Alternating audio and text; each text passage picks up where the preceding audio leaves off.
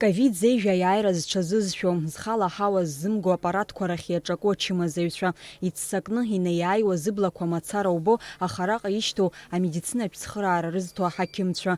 Ари зегьы ареанимациа ҟәша уаныҩналалак иубо сахьоуп. Гәдоуҭатәи ахәышәтәырҭа ареанимациатә ҟәшаҿы аҭыхрақәа нымҩаԥаҳгоз аамҭазы жәаҩык шьҭан. Дара ргәабзиара иҭашьақәыргыларазы ахәшәқәа рнаҩсгьы аԥсыԥлагаҩагаратә ҽаршьцыларақәа ҟарҵалар ауп. Уи аҿы аҭыԥантәи аҳақьымцәеи Урыстәылантәи иааз аҳақьым Тимур Мингисанови еицхыраауеит. Реабилитация проходит в два этапа. Это у нас, значит, сначала дыхательные упражнения, то есть я с пациентом занимаюсь. Различные статические упражнения в положении лежа, в положении сидя. Кому-то разрешаю вставать. Ну, в общем, цель реабилитации в том, что больной на реанимационной койке не залеживался. Он раздышался, я посмотрю по сатурации, по его параметрам и уже даю ему нагрузку больше. То есть я его посадил уже дальше я могу его поставить на ноги. Это должно быть дозировано.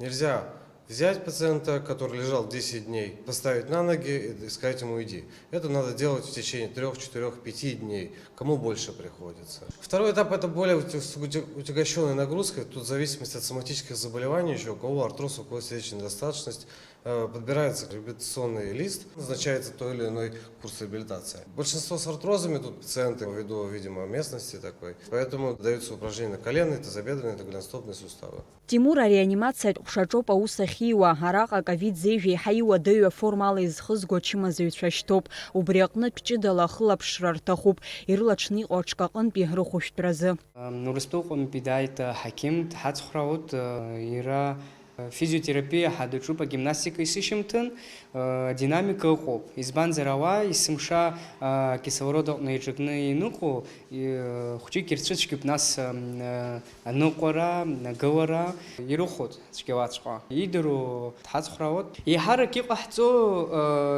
дыхательная гимнастика ҳаҿуп. Хәҷы-хәҷыла анагрузка иацаҳҵоит, избанзар иразнако иуаӡом иԥсы дгыланы дныҟәарц. Москва аусура аԥышәа змоу Тимур Мингисанов иажәақәа рыла уаҟа араҟа ачымазаҩцәа рҿы ковид зеижәа хымҩаԥгашьа еиԥшӡам. Неоднократно, да, это говорил. Сначала мне это было в диковинку, потому что сатурация у местных пациентов достаточно выше, чем у нас в Москве. У нас сатурация 92, это считается как бы нормой. Здесь 98, при этом человек тяжело болеет достаточно.